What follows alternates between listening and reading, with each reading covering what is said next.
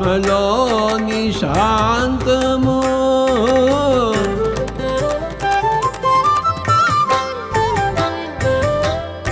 ఆత్మలోని అభయము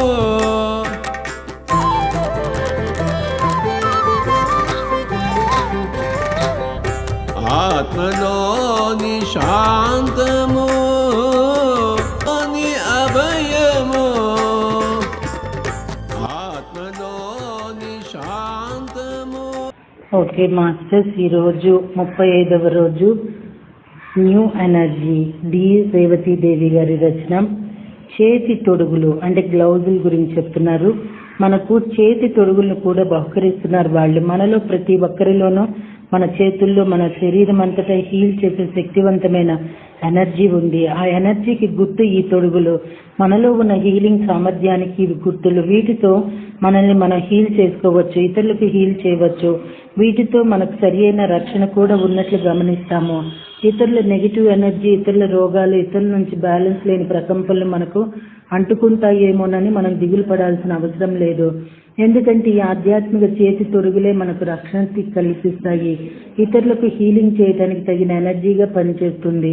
ఇతరుల నుంచి మనకి ఎలాంటి చెడు అంటుకోదు అని మనలో భరోసా కలిగించడానికి ఈ చేతి తొడుగులు. ప్రాణిక్ హీలింగ్ లో పై లెవెల్ కి వెళ్లే కొద్దీ నేర్పేది ఏమిటంటే నీ మనస్సును ఎలాంటి భయాలు లేకుండా నిర్మలంగా ఉంచుకో. ఎవరి వల్లనైనా చేతబడి బాణామతి లాంటి చెడు తగులుతుందేమోనని మనసు లోతుల్లో సైతం భయం వద్దు.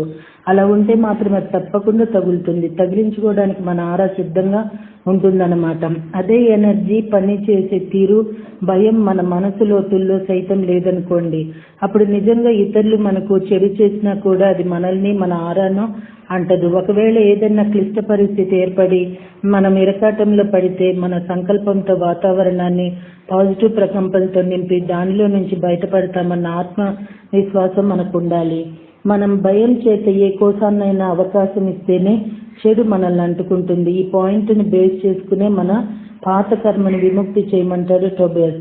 పాపపుణ్యాలకు అతీతంగా ఎదిగిన స్థితిలో మనం ఉన్నట్లయితే కర్మ ఏర్పడదు, నెగిటివ్ మనల్ని అంటదు.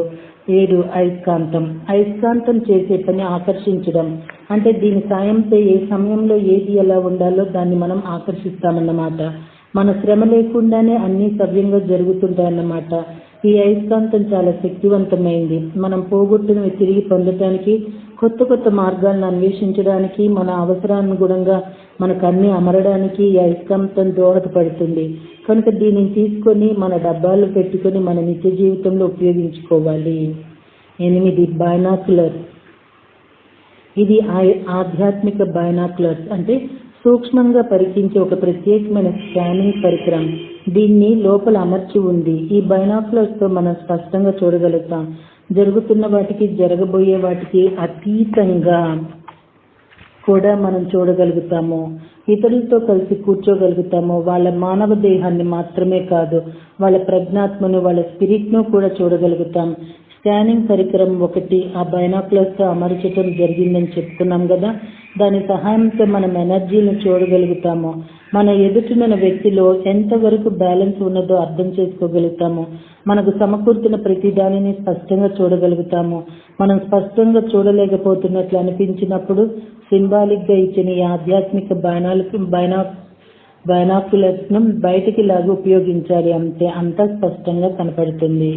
9 చేతికర్ర. న్యూ ఎనర్జీ మార్గాన్ని మనం నడుస్తున్నప్పుడు ఈ చేతికర్ర మనకు బ్యాలెన్స్ ఇస్తుంది, మన ప్రయాణాన్ని బ్యాలెన్స్ చేస్తుంది. ఇది కుంటివాని చేతికర్ర కాదు, బ్యాలెన్స్ చేసుకోవడానికి ఉపయోగపడే పరికరం.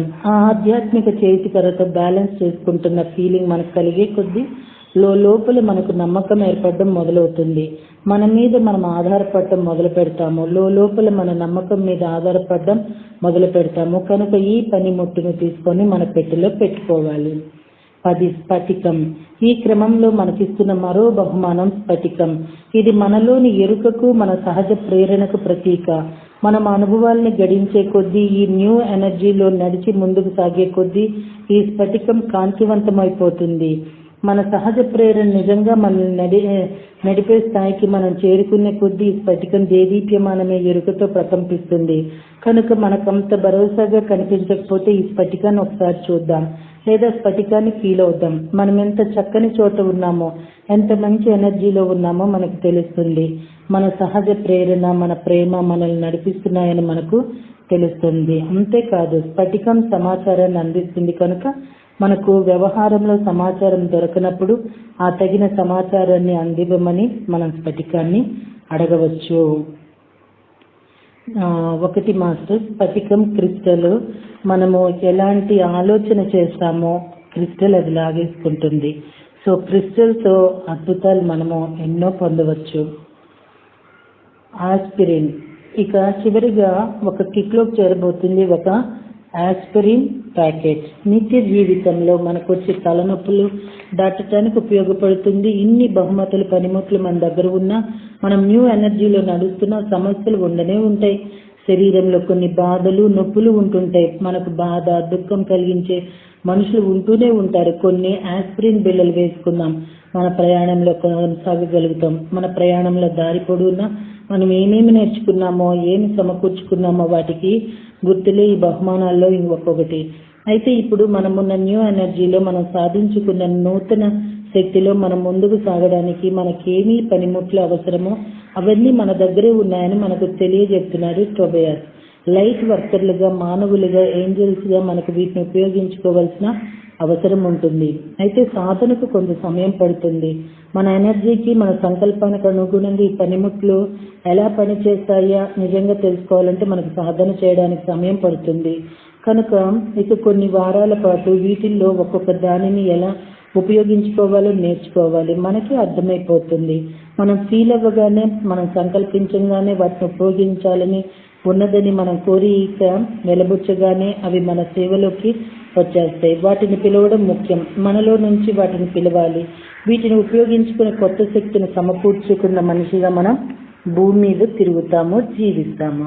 ఓకే మాస్టర్స్, మళ్ళా ఈ జ్ఞానానికి కంటిన్యూ రేపు కలుసుకుందామండి. థ్యాంక్ యూ వెరీ మచ్ అండి.